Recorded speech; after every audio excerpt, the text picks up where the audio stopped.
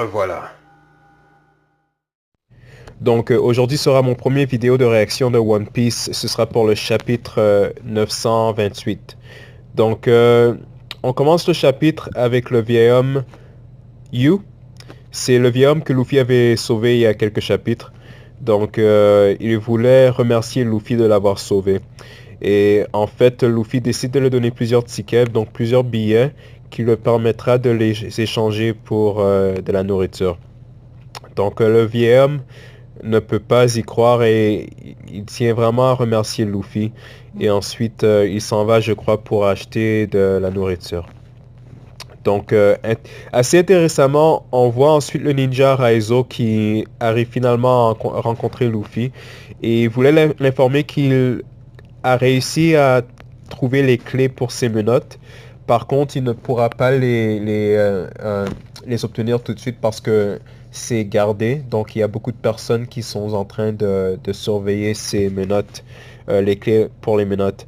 Et en plus de ceci, les clés sont renfermées dans une boîte de Kairoseki. Donc, une boîte qui est faite avec les pierres de l'océan. Donc, par contre, il compte toujours trouver une solution et il s'en va en informant ceci à Luffy. Donc, ensuite de ceci, on voit Caribou. Donc, Caribou se rend compte que Luffy est dans la même prison et il le demande s'il voulait travailler avec lui pour trouver une solution pour s'enfuir de la prison. Donc, il semble savoir que Luffy aussi veut s'enfuir. Donc, Luffy lui dit que non, ça ne lui intéresse pas et que ce serait mieux qu'il demande à Kid à la place. Et il dit à Luffy qu'il ne veut pas travailler avec Kid parce qu'il a une mauvaise réputation. Supposément, Kid avait essayé d'affronter Big Mom et il a perdu son bras et il s'enfuit comme un peureux. C'est selon ce que la rumeur dit, explique-t-il à Luffy. Donc Luffy semble ne pas être intéressé après avoir su que c'est une rumeur. Donc ensuite, Kid le surprend en train de parler de lui et lui dit qu'il n'a jamais été après la tête de Big Mom. Donc il n'a jamais essayé de tuer Big Mom. La seule chose qu'il a faite, il a été sur son île pour aller chercher quelque chose qu'il recherchait spécifiquement. Et en y allant, il a rencontré un de ses commandants de Big Mom. Il l'a blessé et ensuite il est parti. Donc ça c'est assez intéressant parce que avec cette information, ça nous informe que Kid aussi a réussi à battre un commandant, donc pas juste Rouge et Luffy. Alors que Brûlé avait informé à Luffy et Nami dans le passé que Kid, Apu et Beige, Capone Beige, étaient trois des supernovas qu'ils avaient essayé de l'affronter, donc qui ont essayé d'affronter Big Mom, mais ils ont tous pas pu réussir. Donc c'est intéressant parce que ce que ça me laisse à comprendre, c'est que je crois que Kid a réussi à battre un commandant spécifique et le commandant que je crois qu'il a battu, c'est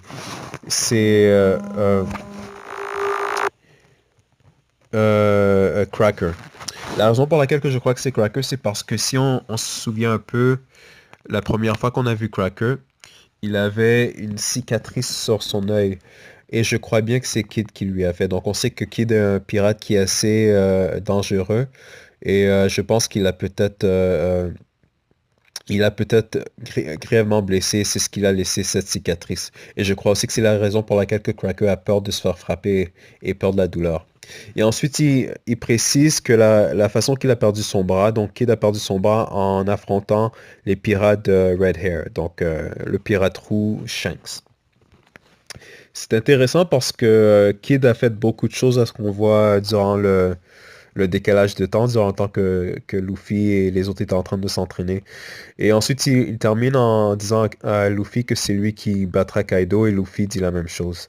Donc ensuite, on se rend dans la capitale Florest et on voit qu'il y a des vieils hommes qui veulent tuer Kumurosaki. On ne sait pas pourquoi.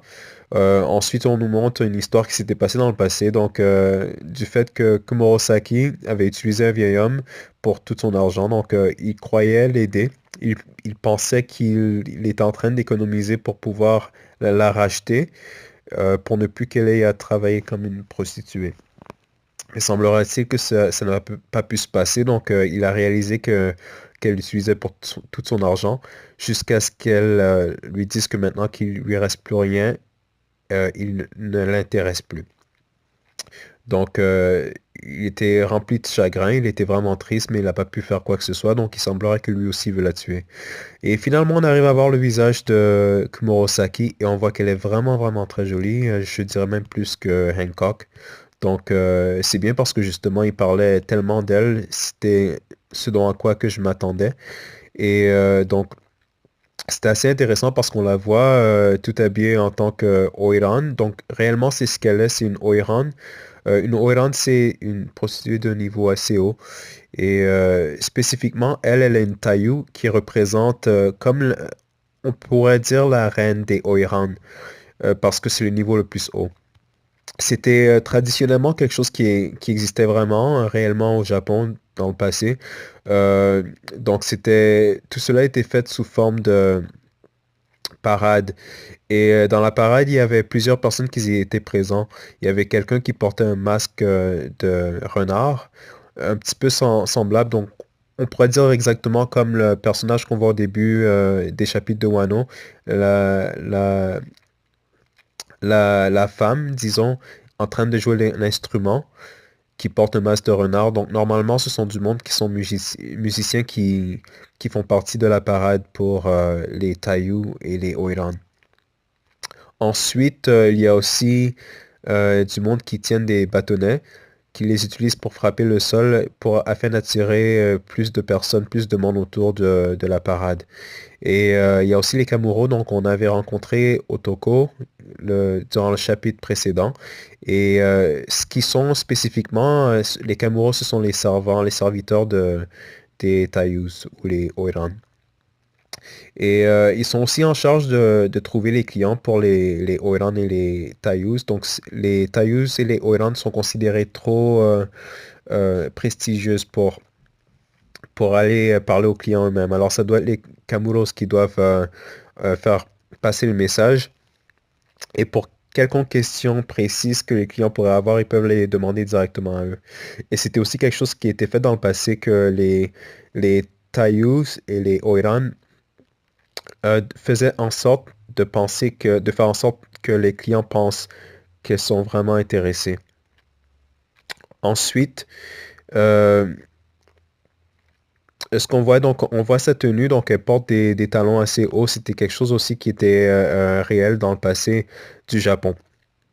Elle avait aussi un assistant qu'elle utilisait pour se tenir, donc à l'aide de sa main gauche, bien sûr en tenant un chiffon parce qu'elle ne pouvait pas les toucher avec ses mains propres. Elle était considérée trop haute classe pour ça. Et c'est intéressant parce que durant le temps, donc la façon qu'ils faisaient leur parade, les tailleuses devaient bouger leurs pieds de façon semi-circulaire. C'était quelque chose qui était considéré assez élégant. Et ensuite, elle avait aussi des personnes qui étaient des Oiran en apprentissage, disons, qui les suivaient dans la parade. Donc, c'est assez intéressant parce que ce qu'on voit, ce qu'elle porte sur la tête, donc la chevelure noire, c'était anciennement des perruques qui portaient tous les Oiran et les Taiyus. Par contre, c'est possible que Oda fait en sorte que ce soit quelque chose, que ce soit ses vrais cheveux, vu que c'est un manga, donc c'est un dessin, ça pourrait être un petit peu différent. Donc finalement, elle dit qu'elle déteste le monde qui sont pauvres, et on termine cette scène sur ce pas. Finalement, on voit Momonosuke qui informe Atama qu'il pense avoir une sœur qui est toujours en vie. Selon lui, elle aurait 26 ans et qu'il veut faire en sorte de la rencontrer, mais avant tout, il va devoir affronter Orochi. Une fois qu'il arrive à combattre et éliminer Orochi, c'est là qu'il pourrait la rencontrer parce que si le monde savait que sa sœur était reliée à Momonosuke et Odan, ça pourrait être très dangereux pour elle.